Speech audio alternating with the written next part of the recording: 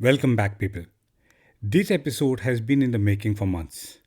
I had been watching some of the undercurrents in the creative app world, and the time is ripe to explore and understand them.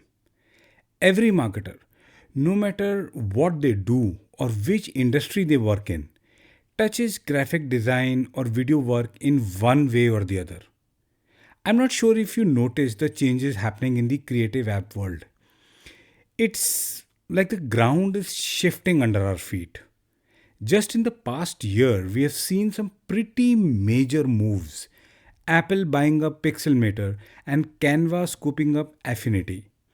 Affinity was already giving stiff competition to Adobe with over 3 million users who loved not having to pay monthly subscriptions. Now, Canva just made Affinity completely free. Not trial or limited version. The whole professional grade suite is free forever. They even combined what used to be three separate apps, Affinity Photo, Designer, and Publisher, into one unified platform. So, today, let's talk about what this all means for you. Whether you're running a small business, managing a marketing team, or creating content, the options available to you are changing fast. Let's break it down together.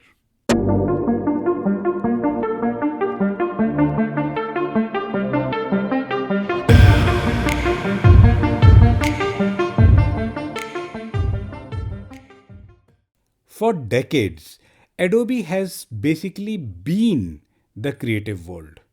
Photoshop for photos, Premiere for videos, audio for audio, Illustrator for graphics.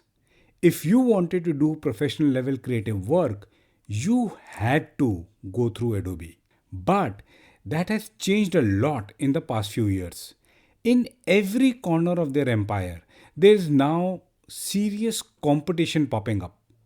I would break down the entire creative software space into five parts: photo editing, video editing, audio editing, illustration and design, and web design. Every business, marketer, or creator interacts with one or a combination of these apps, directly or indirectly. Adobe Photoshop is the world's first image editing software. So, in some way, it is obvious that it remained the only game in town for a very long time. It did face some competition from software like PaintShop Pro, but Adobe made sure that it remained the go to app for photographers and graphic designers. But now, Pixelmator, which Apple acquired, has built a following for being sleek and Mac optimized. There's Luminar from Skylum, that's AI powered. And let's not forget GIMP, which is completely free and open source. Plus, Affinity Photo has been offering Photoshop like features, and now it's free too. These aren't just hobbyist tools, they are legitimate alternatives for professional image editing. Every mobile device comes with a stock camera and Photos app that allows for editing from basic to advanced levels. Then there are amazing options like Google's Snapseed and PixArt. Pixelmator and Canva have mobile apps that compete with Adobe's Photoshop Express and Lightroom mobile apps. Video is where this gets really interesting. Adobe Premiere used to dominate this space. Professional filmmakers, YouTubers, content creators, they all knew Premiere. It was the standard. Then came DaVinci Resolve by Blackmagic Design. It has exploded in popularity over the years. It offers a fully featured free version that real professionals use for color grading and editing. A software that is used in Hollywood productions is available to anyone at no cost. It does have a one time purchase studio version for I think around $295. Apple has Final Cut Pro, which is a full fledged professional video editing app which is available for a one time purchase. They also have iMovie, which is free for Mac, iPad, and iPhone users. On the mobile first side, There's CapCut by ByteDance, the company behind TikTok. It has about 200 million active users. It's great for quick mobile video editing, effects, AI templates, and it's free. Instagram has its own Edits app, which offers easier, higher quality mobile video editing experience, especially for reels and feed posts. It supports long form video editing, jump cuts, auto save drafts, and the ability to duplicate or edit drafts. It even supports 4K video exporting with no watermarks. Its integration with Instagram for accessing trending audios, AI powered captions, and posting directly to the platform makes it very convenient. Plus, it's free. There are also other capable apps like LumaFusion, VN Editor, and InShot. Adobe's Audition has been quite popular in the professional sound editing space. So has been the free alternative Audacity. Reaper and Cakewalk are also quite capable options. Apple has GarageBand, which is available to musicians and podcasters on Mac and iOS for free. Wave Editor, Ferrite, and Anchor are some of the popular apps available for mobile devices. Looking at the illustration and design space, Adobe's Illustrator has been the leader and probably still is. There's many new apps that have gained popularity. Apps like Procreate, which is available for a one-time charge. It's specifically built for digital painting and has become the standard for digital artists. Adobe has Fresco that does similar stuff. Then there is Clip Studio Paint, which is quite popular in the manga and comic community. There's Inkscape, which is free, open source vector graphics app, basically the free version of Illustrator. And now, with Affinity Designer, you have a professional grade vector and design tool that works across platforms. And let's not forget Canva itself, which has become the easy option for quick, accessible design work. At one point in time, Adobe's Dreamweaver was very popular for web design and development. Now it is a minimal maintenance product for Adobe. About 41% of the web runs on WordPress, which is free or quite cheaply available. Then you have Wix and Squarespace, both with AI powered site builders built in. You have Figma, which is a collaborative design tool for UI UX work. Adobe tried to acquire Figma, but the deal was disallowed by regulators. There are newer entrants like Webflow for building websites without coding. Canva is also introducing new web design and publishing features in a big way. So, Adobe is facing a stiff competition. But it's not happening for the first time. Alternatives have existed before. Why is now the moment when people are actually looking away or switching? I think that is due to four reasons. The most important reason is cost. Not so long ago, you could buy Photoshop once and own it. Now you are renting it. $20 to $50 per month per app. So, if you subscribe to Photoshop, Illustrator, Premiere, and Audition, which is a pretty standard creative suite, you're looking at paying roughly $70 per month or $840 per year to Adobe. By contrast, many of these alternatives offer one-time purchases. Affinity's three apps used to cost you once, and now the entire suite is free. You can now build a professional creative toolkit for almost nothing. DaVinci Resolve, Affinity, and Audacity are free. Procreate is $12.99. Canva is free with an optional premium. Add in GIMP if you want more Photoshop functionality and you've built a toolkit that would have otherwise cost you thousands. That's not a marginal difference. These alternative apps are changing the economics of content creation and marketing. But it's not just about money. Many users complain that Adobe's apps have become bloated and sluggish. Photoshop feels sluggish. Premiere can be a resource hog. There's this sense that Adobe keeps adding features most people never use and it slows everything down. Pixelmator, for example, specifically markets itself around speed and optimization for Mac hardware. It's lean. Affinity, same thing, built to be efficient. DaVinci Resolve has a reputation for being fast even with complex projects. Then there's trust. Adobe stirred up a lot of anger recently over changes to their AI terms of service. People were worried that the company might use their own creative files to train AI models.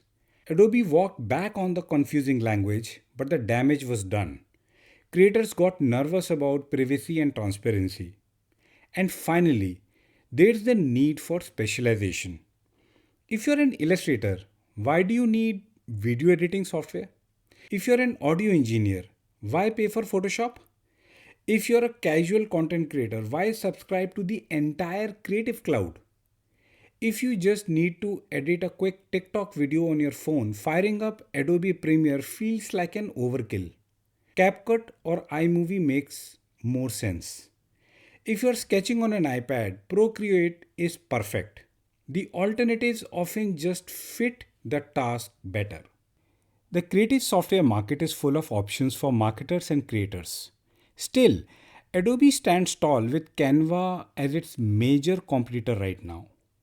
At Adobe Max 2025, Adobe unveiled some seriously impressive stuff. They showed off Firefly 5, their latest AI model, and rolled out features like an AI video editor, generates soundtrack tools for creating music, and generates speech for voiceovers. All of this is built right into their apps. They also added AI assistants you can chat with in plain language to create or tweak designs in Photoshop, Express, and Firefly. They are essentially stuffing AI into every corner of Creative Cloud, partnering with Google, OpenAI, Runway, and others to give professionals access to multiple AI models. This seems to be their strategy to regain the loss of trust with customers. Canva is taking a different approach. In October 25, they announced their own design model, which is a generative AI that actually understands design layers and objects, not just flat images. So when you prompt it to create something, you get editable graphics you can tweak further. Their AI assistant is now everywhere in Canva, able to suggest text or images when you tag it in comments. They've added 3D object generation and style transfers.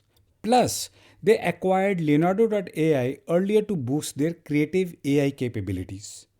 With AI becoming the shared battleground between them, Adobe is positioning its AI capabilities as professional grade power tools provider. Tools that have cutting edge features like pixel level precision, AI upscaling in Photoshop, and advanced video masking. They're aiming at pros who need deep control. Canva is making AI accessible to everyone through lightweight assistants, templates, and simple web based interfaces. Their approaches to the market are quite different. Adobe is showcasing powerful tools that they have built for pros. Canva keeps highlighting how easy it is to create great design using their tools. Their approaches to the market may seem to be targeting different audiences, but there is a huge overlap. And whichever ecosystem you prefer, there are trade offs. Adobe's tools remain incredibly powerful. If you are a professional retoucher, Photoshop still does things that Affinity or Pixelmator will take time to match. Premiere is still the standard for professional video editing for a reason. It has decades of development and integration across the ecosystem. After Effects is the industry standard for motion graphics and VFX, and there's no real free or low cost alternative so far. Adobe's integration is also real.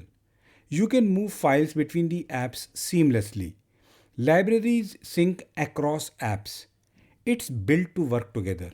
It has taken Adobe nearly a decade to make that happen. And the new Firefly 5 features and AI assistants are genuinely cutting edge. The ability to upscale images to 4K with generative upscaling or to isolate objects in video frames using AI are truly powerful. The challenges with the Adobe ecosystem are cost, software bloat, and vendor lock in. Once you have thousands of files in Adobe formats and you have learned Adobe workflows, switching is painful. If you're a fan of any alternative apps, it's a similar situation. Affinity apps are powerful and free. They integrate well with Canva and work on all devices. Procreate offers good value for money. It's specifically built for digital painting with thousands of brushes and just works beautifully. DaVinci Resolve's free version has color grading and audio mastering that used to be paid only. Canva is simple. You don't need to understand layers or color spaces or any technical jargon. You can create something polished in minutes. These apps definitely solve many content creation problems but have their own limitations. These tools specialize in solving a few problems and often do fewer things than Adobe apps. Procreate can't do vector work like Illustrator. Affinity Photo might not have every single filter that Photoshop has after decades of development. Most free or cheaper tools also have platform limitations. Pixelmator is Mac only. Procreate is iPad only. GarageBand is Apple only. That can matter if your team uses Windows machines, which is still the most used OS. Compatibility is another issue. For example, the new Affinity file format is called AF. While Affinity says it's free forever, the reality is that companies can change terms. If Canva decides to monetize Affinity differently down the road, you're stuck with those AF files in a format that might not be widely supported. Adobe's formats are industry standards. If you're collaborating with other professionals, everyone is familiar with a .psd or .ai file. Now, there's Adobe and Canva. Then there's a wide range of creative apps. There's a lot many options to choose from. It's a good thing, right? Possibly, possibly not. Many options means that you're not stuck in a single ecosystem. You can now pick exactly what you need without paying for everything. A small business can build an entire design and video production workflow for almost nothing. That's democratizing and powerful. That state of competition keeps all the app makers on their toes. If they don't stay innovative, people will leave. That pressure to compete is good for everyone. Prices could also theoretically come down while features keep improving.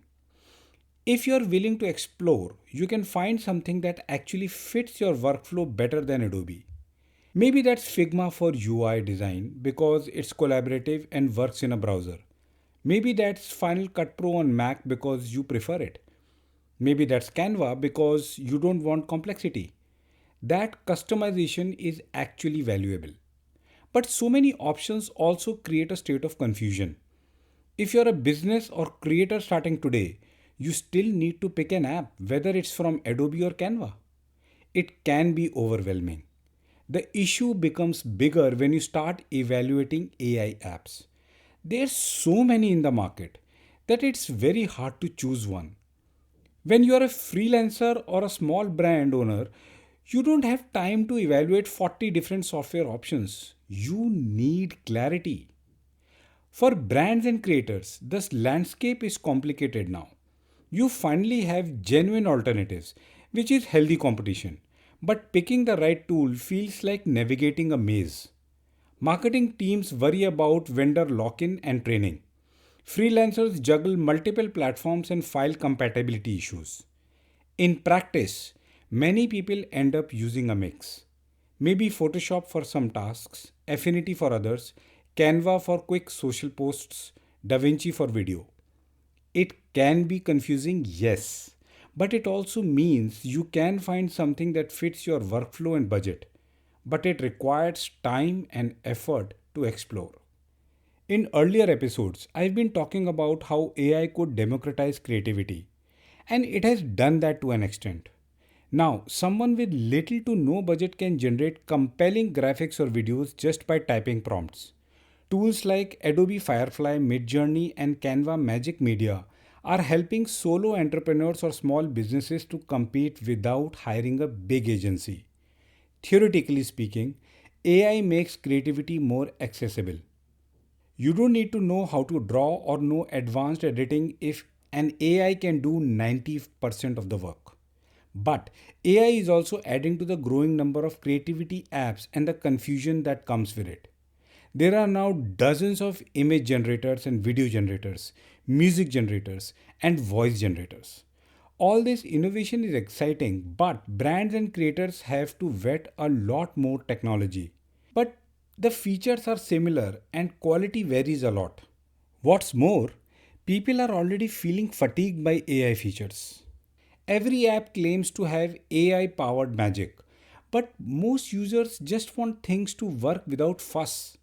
For a brand or creator, deciding which AI tools to adopt can be just as tricky as any other tech decision now. For me as well, AI has been very attractive, but frequent changes to its capabilities have thrown up different results and affected my own workflow. What I've come to realize is that while AI is tremendous in the sense that it has made things easier, faster, and better, still, the mushroom growth of AI apps or its inclusion in creative apps can be annoying or challenging at times. As of this episode, I'm still figuring out how AI can help me distribute the podcast better. It has been a work in progress for nearly 4 months now. It feels like drinking from a fire hose. I think it's part of the game. What I found to be helpful is picking a small use case, a marketing or content creation problem that needs solving. Then research and shortlist creativity apps or AI apps which could solve it within your budget. For example, if you're doing photo editing on a Mac, try Pixelmator. Or if you need quick social graphics, Canva is probably your best bet. Then keep using it to shorten your learning curve. As you get better at using it, it will solve the problem as well as speed up your workflow. You can then expand the extent of this usage to other use cases. See, Affinity is free for now, but that doesn't mean Adobe's apps are going away. They're already part of many professional workflows.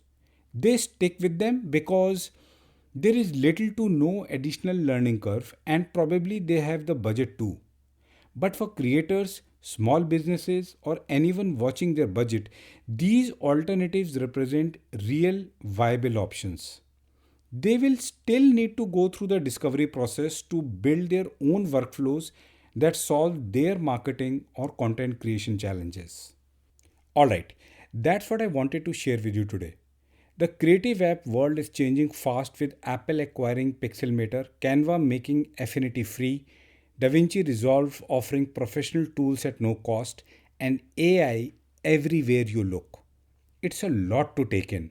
But these changes are opening doors. Whether you are a brand manager trying to keep costs down, a marketer building content at scale, or a creator just getting started, you now have real choices. So even if it feels chaotic right now, enjoy this moment of real choice. For too long, Adobe was the only serious option. Now, competition is forcing everyone to innovate and drop prices. That's good for everyone. Thanks for listening. If you found this helpful, I'd love to hear what tools you're using or considering. Make sure you follow the podcast and stay tuned for the next episode.